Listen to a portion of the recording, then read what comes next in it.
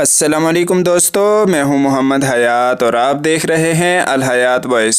دوستو، آج اس ویڈیو کے اندر ہم حضرت مولانا مفتی فضل حق صاحب کا قرآن کا درس سننے والے ہیں، جن کو اللہ پاک نے بہت ہی پیارا، متواضعانہ، دل کو لگنے والا انداز درس قرآن کا دیا ہے۔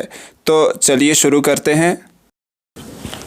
الحمد لأہلہ والصلاة لأہلہا، اما بعد فاعوذ باللہ من الشیطان الرجیم، بسم اللہ الرحمن الرحیم۔ قل سیروا فی الارض فانظروا کیف کان عاقبۃ الذین من قبل کان اکثرهم مشرکین۔ سامعین محترم، سورہ روم کے اندر اکثریت اللہ رب العزت نے عقیدہ آخرت کا ذکر فرمایا۔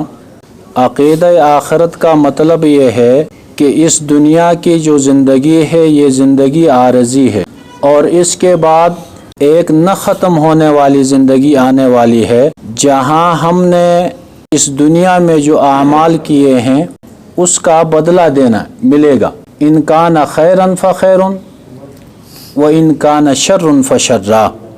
تو منکرین کے جو شبہات تھے، اعتراضات تھے، ان کے جوابات بھی ہوئے۔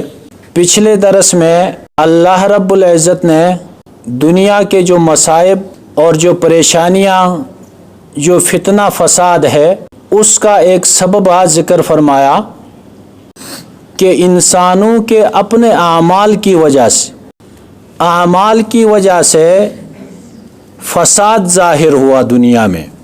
اب اس آیت سے تو یہ معلوم ہوا کہ جتنے بھی فتنہ فساد ہے وہ اعمال کی وجہ سے ہوتا ہے۔ حالانکہ دنیا میں ہم دیکھتے ہیں کہ بہت سارے لوگ ایسے ہیں جو مخالفت میں زندگی گزارتے ہیں، اللہ رب العزت کے حکموں سے ہٹ کے زندگی گزارتے ہیں، اور وہ آسودہ حال نظر آ رہے ہیں۔ تو اس کا جواب دیا گیا تھا کہ یہ کوئی علت تامہ نہیں ہے، یعنی کہ کامل سبب یہ نہیں ہے۔ البتہ ان اسباب میں سے ایک یہ ہے کہ اللہ رب العزت ہر عمل کا، جو اچھا عمل ہو یا برا عمل ہو، اس کا بدلہ ایک دنیا میں ضرور ملتا ہے، کم از کم سکون اور بے سکونی کے یعنی کہ صورت میں۔ اعمال صالحہ میں، نیک اعمال میں اللہ رب العزت نے سکون رکھا ہے، اور برے اعمال میں اللہ رب العزت نے بے سکونی اور بے چینی رکھا ہے۔ تو یہ دنیا کے اندر ہے، اور کامل جو جزا اور سزا ہے اعمال کا وہ مرنے کے بعد ملے گا۔ اور یہ جو حوادث ہیں، اس بارے میں شاہ ولی اللہ رحمۃ اللہ علیہ فرماتے ہیں کہ ان مصائب کے دو اسباب، ایک سبب ظاہری ہے اور ایک سبب باطنی۔ سبب ظاہری دنیا کے اسباب ہیں، دنیا کے اسباب جیسے آدمی استعمال کرے گا ویسا نتیجہ آ جاتا ہے، اور سبب باطنی انسان کے اپنے اعمال یہ سبب باطنی بنتے ہیں دنیا کے حوادث کے لیے۔ اور اب ان واضح دلائل کے باوجود یہ لوگ نہیں مانتے ہیں۔ فرمایا آپ ان سے کہہ دیجئے، قل سیروا فی الارض، زمین میں پھرو، چلو اور دیکھو، کیف کان عاقبۃ الذین من قبل، جو پہلے لوگ گزرے ہیں ان کا انجام کیا ہوا، ان کے انجام کو دیکھو نظر عبرت کے ساتھ۔ کان اکثرهم مشرکین، جن پہ اللہ کا عذاب آیا اکثریت ان میں مشرک۔ اب اس کا ایک مطلب تو یہ ہو سکتا ہے اکثرهم مشرکین، یعنی کہ اکثریت ان میں شرک پایا جاتا تھا، اور اب بعض شرک کے علاوہ گناہ بھی پائے جاتے تھے۔ اور دوسرا مطلب یہ ہے اکثر افراد ان میں ایسے تھے جو شرک کرنے والے تھے، اور بعض افراد ایسے تھے کہ جنہوں نے شرک نہیں کیا، لیکن آج شرک نہ کرنے کے باوجود مشرکین کے صحبت میں رہنے کی وجہ سے اللہ رب العزت نے عذاب میں ان کو بھی شریک کیا۔ یعنی امر بالمعروف اور نہی عن المنکر چھوڑنے کی وجہ سے جو غیر مشرک تھے ان پہ بھی اللہ کا عذاب آیا۔ تو ایک برائی اور منکر کو کوئی آدمی دیکھتا ہے اور اس کے پاس طاقت بھی ہے روکنے کی، اس کے باوجود نہیں روکتا، اس پہ راضی ہوتا ہے، وہ ایسا ہے گویا کہ اس برائی میں وہ شریک رہا۔ بنی اسرائیل کے وہ جو 3 فریق تھے، سورہ بقرہ میں جن کا ذکر ہے کہ جن پہ آزمائش کے طور پہ اللہ رب العزت نے یہ حکم دیا تھا کہ ہفتے کے دن مچھلیاں نہیں پکڑنی، اور اس آزمائش میں اللہ رب العزت نے ایسا کیا کہ ہفتے کے دن مچھلیاں زیادہ آتی تھی، اور ان لوگوں کا ذریعہ معاش بھی مچھلیاں تھی، تو وہ 3 فرقے بن گئے۔ ایک فریق نے ہیلا بنایا، انہوں نے وہ جو نالے تھے اس سے آگے نہریں بنا لی، آگے حوض بنا لیے، اب ہفتے کے دن وہ مچھلیاں نہروں سے جا کر حوض میں بھر گئی، اتوار اور پیر کے دن نکالا، کہا ہم نے شکار یہ ہفتے کے دن نہیں کیا بلکہ اتوار پیر کو کیا۔ اور دوسرا فریق تھا جنہوں نے کہا یہ غلط کر رہے ہو، آپ یہ جو کام کر رہے ہیں یہ غلط ہو رہا ہے۔ اور تیسرا فریق تھا وہ خاموش رہے، وہ تیسرے فریق نے کہا کہ اللہ جانے اور یہ لوگ جانے، ہم اس میں شریک نہیں ہوتے ہیں، اور ہم اپنے یعنی جو اعمال ہے وہ کریں گے اور ان سے دور رہیں گے۔ تو اللہ رب العزت نے ان کو بندر بنا دیا، جنہوں نے مخالفت کی تھی ان کو بندر بنا دیا۔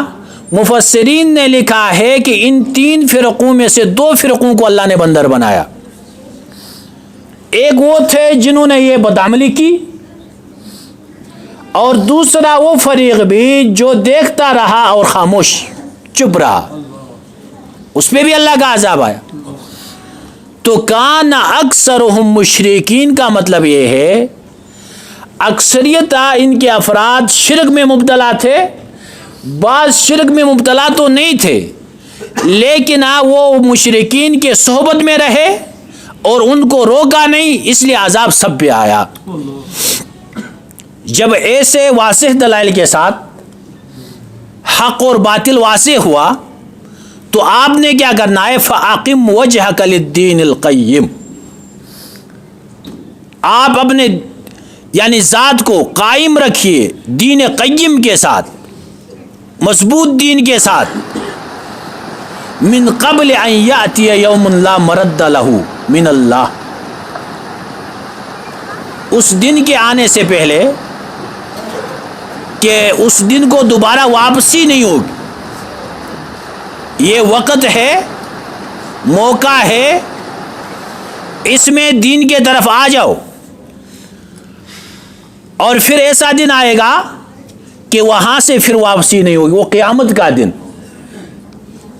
اس وقت کی حسرت، اس وقت کا توبہ، ندامت کوئی کام نہیں آئی۔ یومئذ یصدعون، اس دن لوگ الگ الگ ہو جائیں گے، الگ الگ فریق بن جائیں گے، فریق فی الجنت و فریق فی النار۔ ایک جماعت ہوگی مسلمانوں کی، مومنین کی جماعت، اور ایک منکرین کی جماعت، پھر اس میں بھی جماعتیں ہوں گی۔ جو منکرین تھے، بدعمال تھے، ان کی بھی جماعتیں، چوروں کی الگ جماعت، ظالموں کی الگ جماعت، حرام کھانے والوں کی الگ جماعت، جھوٹ بولنے والوں کی الگ جماعت، نماز نہ پڑھنے والوں کی الگ جماعت، اسی طرح اپنے اپنے اسا بدعمالی جس بدعمالی میں شریک ہوں گے ان کی الگ الگ جماعتیں ہوں. تو فرمایا کہ اس دن الگ الگ ہو جائیں گے. من کفر فعلیہ کفرہ، جس نے کفر اختیار کیا دنیا میں، فعلیہ کفرہ، اس پہ اس کفر کا وبال ہوگا. ومن عمل صالحا فلانفسہم یمہدون، اور جنہوں نے نیک اعمال کیے ایمان کے ساتھ، انہوں نے اپنے لیے راستہ بنا لیا، اپنے لیے جنت کے طرف راستہ بنا دیا. تو فرمایا کہ جو کفر اور نافرمانی کرتا ہے وہ اپنا ضرر کر رہا ہے، اپنا نقصان کر رہا ہے، اور جو طاعت کے ساتھ زندگی گزارا ہے وہ اپنے فائدے کے لیے کر رہا ہے. اللہ رب العزت کو کوئی نقصان بھی نہیں، کوئی فائدہ بھی نہیں. اللہ رب العزت کو ہمارے اعمال کی کوئی ضرورت نہیں ہے. ہم جو عمل کرتے ہیں وہ اپنے فائدے کے لیے کر رہے ہیں، اور اگر ہم مخالفت کرتے ہیں اللہ کو کوئی ضرر نہیں ہے. کہتے ہیں یہ پوری کائنات اگر اللہ رب العزت کی عبادت چھوڑ دے، اللہ رب العزت کے سامنے جھکنا چھوڑ دے، اللہ رب العزت کی الوہیت میں کوئی فرق نہیں آتا. اور اگر سارے فرما بردار بن جائے اللہ کی الوہیت میں کوئی فرق نہیں پڑتا ہے. تو جو بھی عمل کرتا ہے وہ اپنے فائدے کے لیے کرتا ہے. فرمایا کہ وہ لوگ جنہوں نے ایمان کے ساتھ ساتھ اعمال صالحہ بھی کیے، وہ اپنے لیے سامان مہیا کرتے ہیں جنت کے طرف. لیجزی الذین آمنوا وعملوا الصالحات من فضلہ، تاکہ بدلہ دے اللہ رب العزت ان لوگوں کے لیے جنہوں نے ایمان لایا اور ساتھ ساتھ اعمال صالحہ بھی کیے. لیکن اعمال صالحہ یہ سبب نہیں ہے نجات کے لیے، بلکہ وہ اللہ کے فضل سے ہوگا، من فضلہ.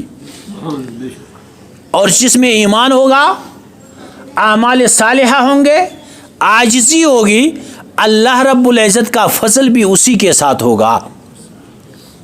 انہ لا یحب الکافرین، یقیناً اللہ رب العزت کافروں سے محبت نہیں کرتے. اللہ رب العزت کے محبت کرنے اور نہ کرنے کا مقصد یہ ہے کہ جس کے ساتھ محبت ہوگی اسے اللہ رب العزت بہترین انعام دیں گے، اور جس کے ساتھ محبت نہیں ہوگی اسے اللہ رب العزت سزا دیں گے. تو یہ دلائل بیان کیے گئے، اور یہ موقع ہے کہ اس میں آدمی اگر ندامت کرے اپنے سابقہ زندگی پہ اور اللہ رب العزت کی طرف رجوع کر لے تو اللہ رب العزت اسے معاف کر دیتے ہیں. اور اس وقت ندامت کی قیمت بھی ہے، اس وقت کے آنسو کی قیمت ہے. آپ صلی اللہ علیہ وسلم نے فرمایا کہ ندامت کے جو آنسو ہے، ایک آدمی اپنے سابقہ زندگی پہ ندامت کر رہا ہے اور اس کی آنکھوں سے آنسو جاری ہوتے ہیں. فرمایا کہ یہ آنسو اللہ رب العزت کو اتنے محبوب ہے کہ رات کو اٹھ کے سجدے کرنے والوں کے سجدے سے بھی زیادہ اللہ کو پسند ہے. تو فرمایا کہ اللہ کی طرف رجوع کرو، اسی میں کامیابی ہے. ورنہ ایک دن آئے گا کہ جس میں آدمی ندامت بھی کرے گا، توبہ بھی کرے گا، رجوع اللہ بھی کرے گا، لیکن اس وقت کا رجوع کرنا، اس وقت کی ندامت، اس وقت کا توبہ یہ کام نہیں آئے گا. تو یہاں تک کچھ احوال قیامت اور آگے اللہ رب العزت کے قدرت کی نشانیاں اور اللہ رب العزت کے انعامات جس کا ذکر انشاءاللہ آئندہ درس میں کیا جائے گا. اللہ رب العزت ہمیں قرآن کو سمجھ کے اس پہ عمل کرنے کی توفیق عطا فرمائے. سنتیں ادا کر لیں.